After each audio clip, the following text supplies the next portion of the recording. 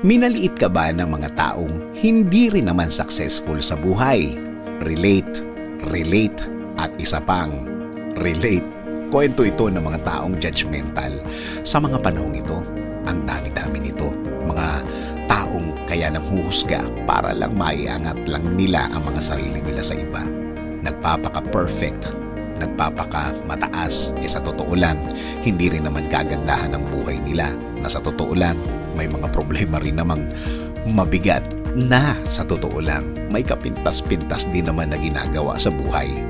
Kung sino pa itong walang-wala, sila pa itong napakayapang, na akala mo napaka-perpekto ng lahat ng ginagawa sa araw-araw, na akala mo may karapatan ng husgahan ang mga tao sa paligid niya.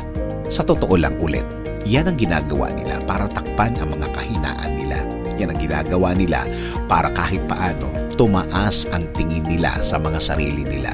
In short, paraan ng pagtakas nila yan sa totoong buhay nila. Para kahit paano makalimutan nila ang mga mabibigat at mga nagpapasakit ng ulo nila na mga problema nila. Maling paraan, maling gawin. Akala nila nakakatulong ang ginagawa nila sa mga kalagayan nila.